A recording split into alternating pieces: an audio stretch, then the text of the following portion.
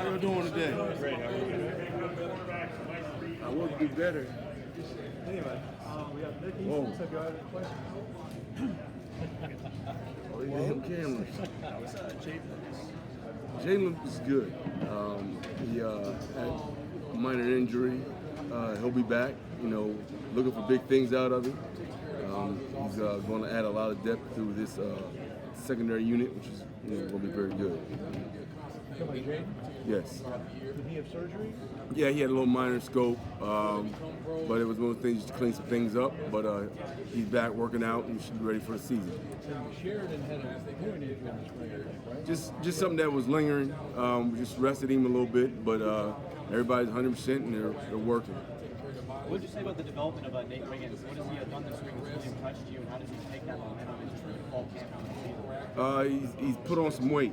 Nate's always had the physical ability, could run, could jump, could do all the athletic things, but on this level, you've got to have some size to you, and there's one of those kind of transitions you have to make from high school to college, and he's now bought into the nutrition side of it, and you can tell the way he looks.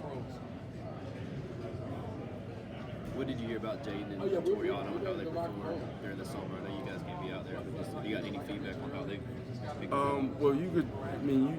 Towards the tail end of spring, with the injuries we had at the secondary and the corners, you saw Toriano step up, make plays, showed people, the reason why he was here. We all went to St. Louis to get him, and he's a good asset. Jeadyn Lukus, he's doing what he's supposed to do.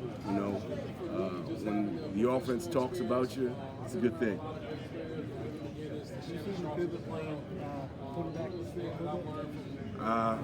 Yeah.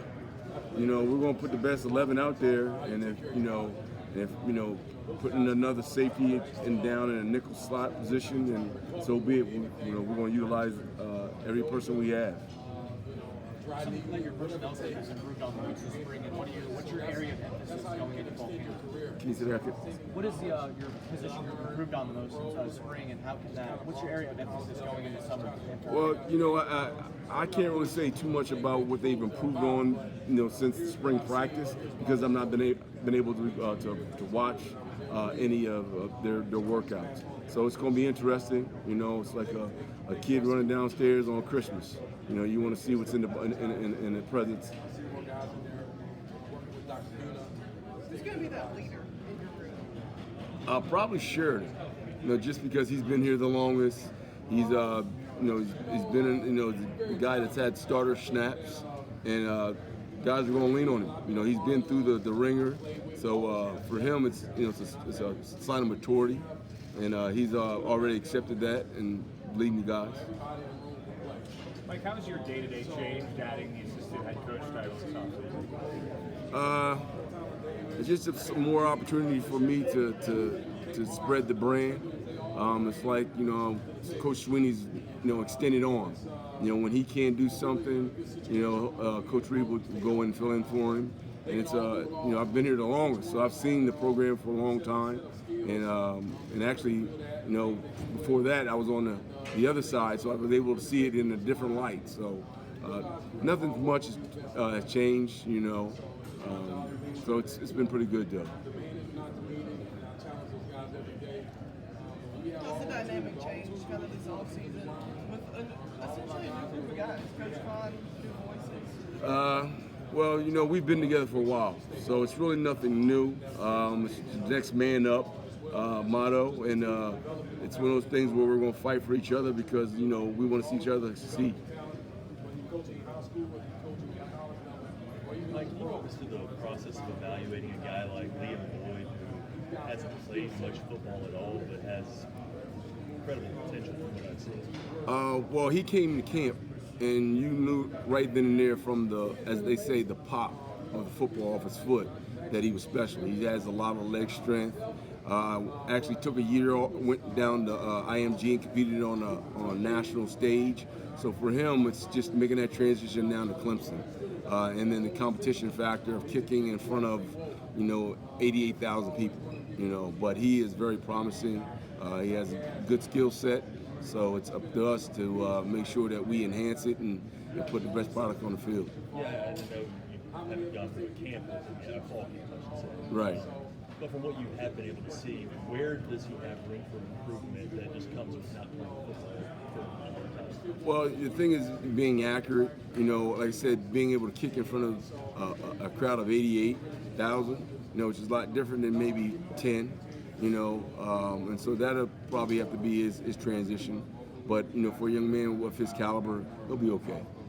Mike, when you have young, very talented guys like Jeadyn and Toriano, what are the things that you're looking to see from them in their first full game? Effort, competition, toughness, coachability. Guys who are going to be able to take what we coach in the classroom and be able to put it to use on the field. As I tell these young men, hey, you know, I recruited you for a reason. I want to see you play. So for me, it's, you know, getting them out there and letting them play, seeing it in live action against another team. Can you tell with guys like that when the light comes on? You really don't know. You know, you just have to throw them out there, you know, and hopefully that, you know, as a young kid, they have those natural instincts where they can swim, you know, and you've seen it through camp, you know, that they'll be okay, you know.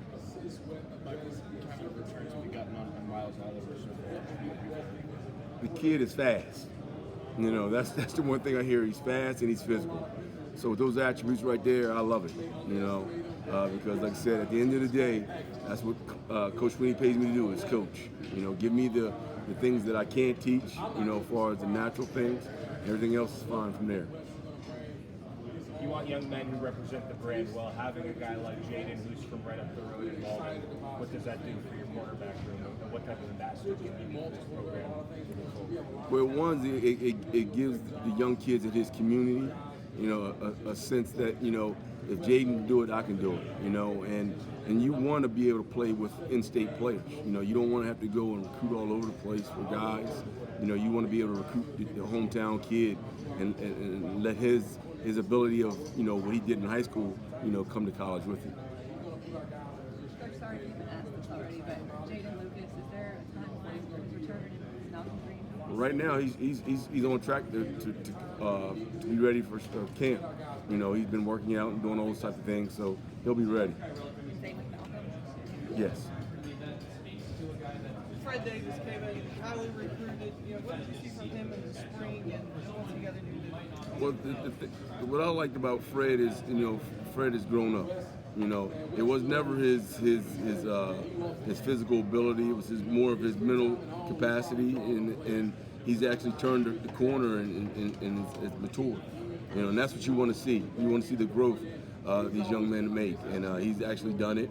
And so I like his focus right now, and I like where he's at, and I'm looking for a big season out of him. What are you looking for out of Malcolm? What does he have to do to take that next step?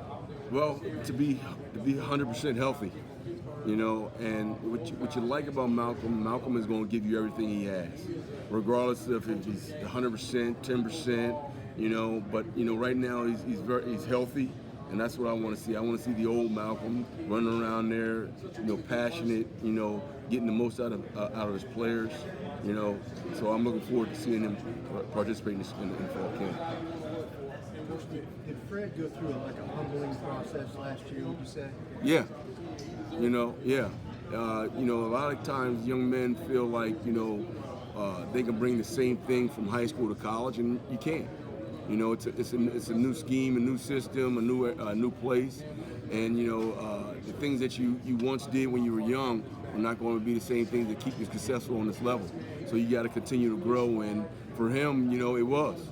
You know, and he'll probably he'll probably tell you the same thing, that, you know, he was humble, you know, that he thought that the things that he did in high school were going to automatically be the same things that he does here to make him successful. Coach, your two five-star freshmen, Lukus and Pride, stood out so far getting them on campus and seeing them work. Athleticism, you know, the willing to compete, the maturity. So those things, and then just the physicalness. You know, guys can run, can jump, and so it's been a pleasure watching, you know, watch them grow. Wes Goodwin as a defensive coordinator, what have you learned about him as a leader, as a coworker? Well, Wes, like I said, we've been here a long time, so it's not really nothing new for us learning about him. Because when a lot of people didn't know much about him, heck, we've been here sitting in the back of the room for a long time. So for me, it's an honor because now to see a young man, get an opportunity to voice his opinion, for people to hear who he is, for him to stand out.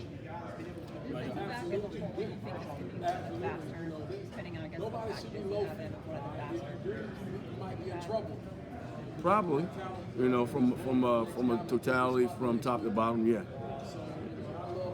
Like in the spring, you kind of referenced Toriano as being kind of maybe the barometer of the typical corner that you look like. You guys obviously had some success in the green trail this summer. Do you feel like the guys that you got kind of are similar in role to him?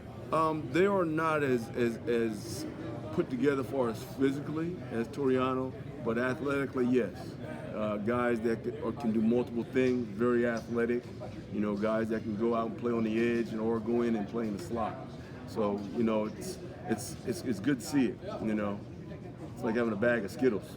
You never know what you're gonna get, but at the end they're sweet. They're sweet. Is Toriano one of the most physically ready corners you've had to come across? Yeah.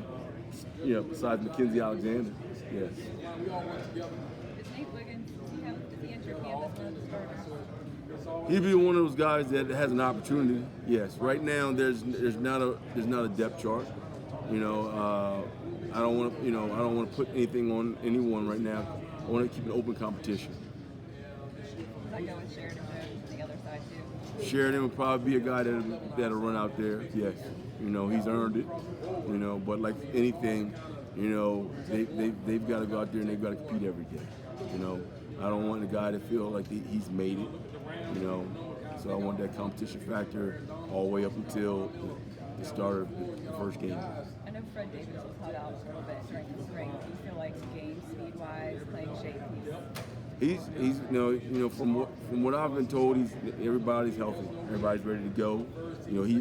They've got a race planned at the end of the semester with all the corners and the safeties. So he says he's going to be the fastest one. So we'll see. Where's your betting on that? Who would you take? Nate. Is that easy answer? Yeah. Till somebody proves me wrong.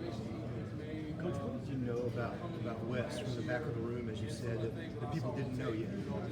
Extremely smart. I mean, when it comes down to football knowledge, he is a man that has a lot of knowledge, and he can regurgitate something that was 10 years ago, that you may not say typically the same way, and Wes would already say it before you said it. So that's what I'm. A lot of people are going to be shocked. He seemed like a whiz kid or a future coordinator or both? Both. Coming from the NFL, he has the attributes of an NFL coordinator. What's the mood around this building as you guys head into fall camp? I mean, I think everybody's, right now upbeat, ready for football. There's a lot of remodeling going around here. Guys' bodies are changing. Guys are growing up. Seeing the young kids, so it's kind of like a buzz. There's a lot of talk that from the outside that Clemson's time has passed. Do you guys use that as coaches to kind of create that chip going into the season, or do you have to say anything? I don't think we have to say anything because of the standard. It's been set. And I think guys want to live up to that standard. So I don't think we get into what people say. There's a lot of competition within this building. So I think as long as we have that, we'll always have a chip on our shoulder. You mentioned everybody competing for starting position. What are you looking for from guys to kind of elevate them to that starting level? Consistency. I want guys that can do it over and over and over and over again. Because then that builds trust in me. So now I can trust them. That's what I want to see. So that's what those guys are working for. To be consistent. What did the two guys you sent to the NFL this past year? What did they give to the group, and what are the current guys maybe taking things that you have learned from this? Well, the good thing about them is you see Mario Goodrich, who comes in, and he doesn't become a true starter till his senior year. A guy that just stuck with it. So now, guys are learning perseverance, and then from Booth, they're learning the physicality, things of that nature. And so it's a good thing. And then you have those guys, other guys like A.J. Terrell, Mackenzie Alexander, who, have set a precedence for what a corner in Clemson is supposed to look like. Nick Eason, as a coach, as a recruiter, what have you learned about him since you all have been full-time staff members? Well, I've known him for a while, so it's nothing shocks me. He's a great man, great coach, and I'm glad that he's on our team. Well, why do you think his personality appeals, to younger guys? Because you can relate to him. Here goes a man who's played in the NFL. Now he's coaching college. So a lot of these young men have aspirations on going to the NFL. So why not go play for a guy who's actually done it? So guys are apt to want to go, and he makes it fun. So I would want to play for him. Coach, what has it been like for the players in this group to be able to play against these kind of tall, athletic type receivers? Having that experience, maybe going on one-on-one rep with like Justin Ross, someone who's on path to the NFL right now. How has that healthy competition helped your group improve as a whole? As they say, iron sharpens iron. When you go against the best every day in practice, when it's time to line up on Saturday, the stage is not too big. So that's a plus for us. In recruiting is, like I said, a lot of guys want to go play in the NFL.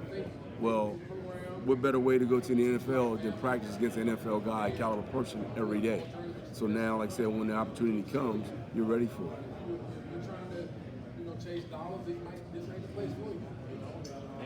Appreciate it. Thank you.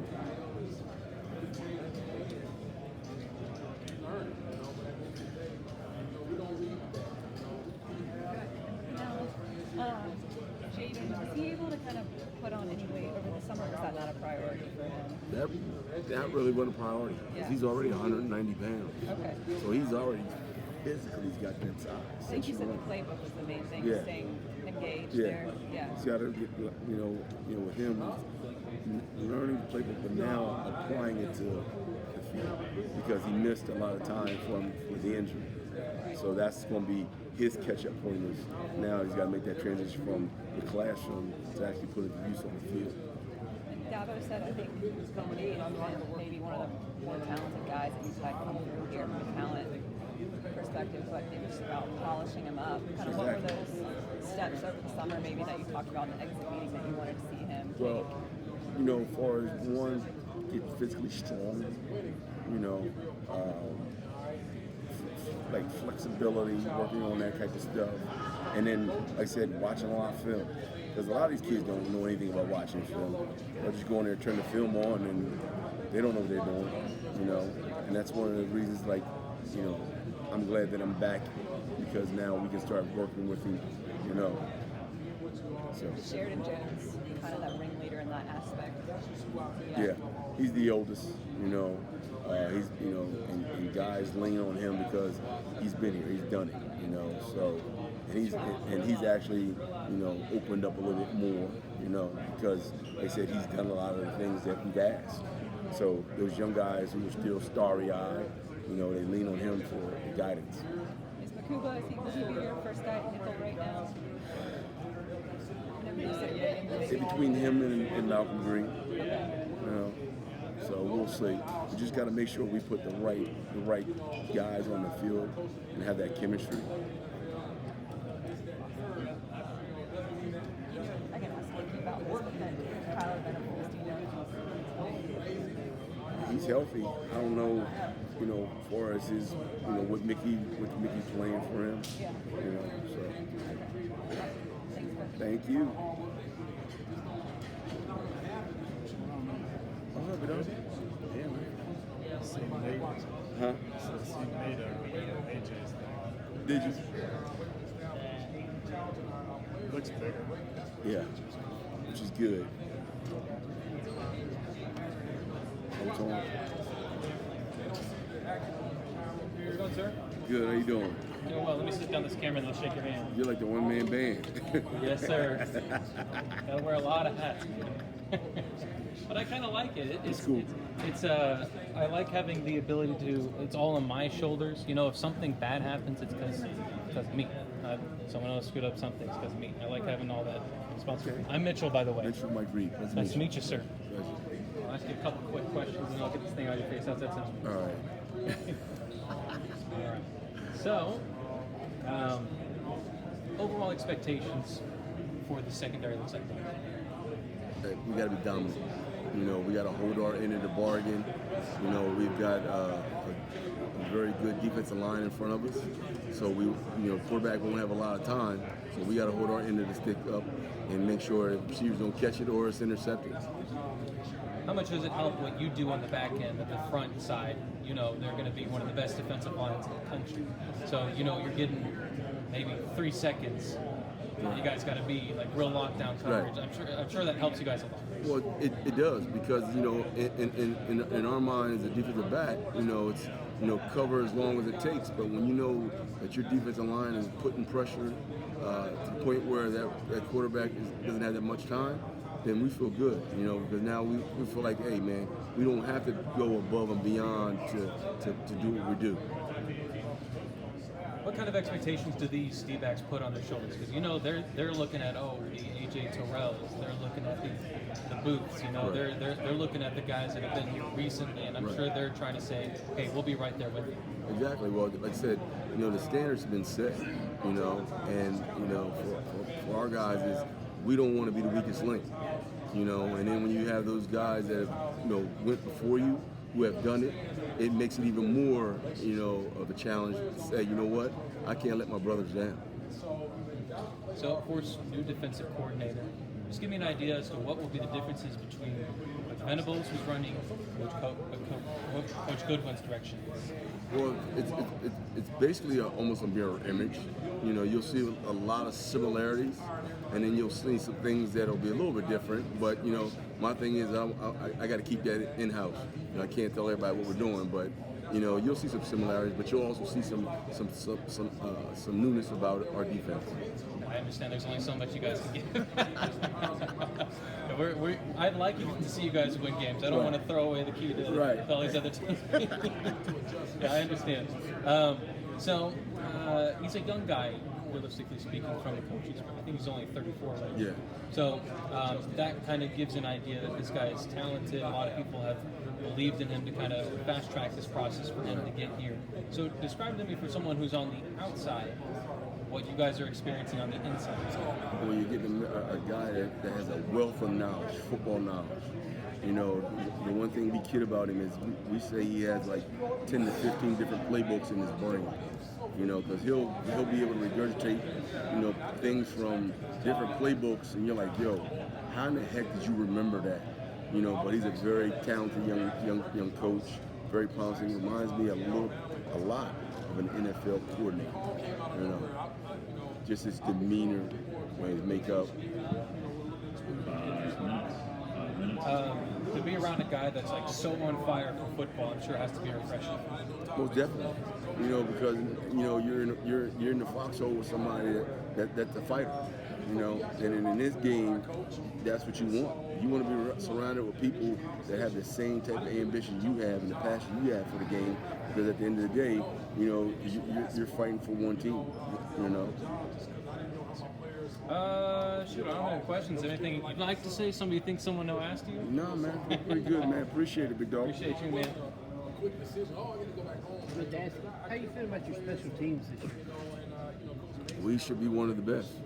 We've got a great group of talent, and you know we're going to put it together and we'll put the best guys out there, and you know the product is going to be very good, very good. Who do you see making your kids' ball coming in and being your returning kick? Return? Right now, we've got a couple of guys that'll be back there vying for position. So right now, nothing's set. You know, so I'm just as anxious as you, because I want to see those guys compete and see who comes out on top. I know last year your special teams were one of the top in the country, and that's what we're wanting to know. You know, where do you stand as far as I know that's not more of a depth type thing, right? But do you go into a depth with the special teams like backups? Well, you do, but right now there's nothing set. You Yeah. know, we'll get out there and because the one thing about it is we haven't had the opportunity to watch them work out. So when we get them in 2 weeks, now we'll be able to say, okay, who's here, who's there, but we're gonna put our best guys out there. Where do you see Potter this year as far as kickers? Do we have a good backup plan for Potter? I mean, he's an elder statesman, and he's one of the best in the country, and so we're going to lean on him. Not only his expertise, but also the fact that his seniority. He's been here. He's a fifth-year senior, so which is basically ancient nowadays. You don't see too many fifth-year seniors. But for that young man to come back, it means he believes in his team, and he wants to go out on top.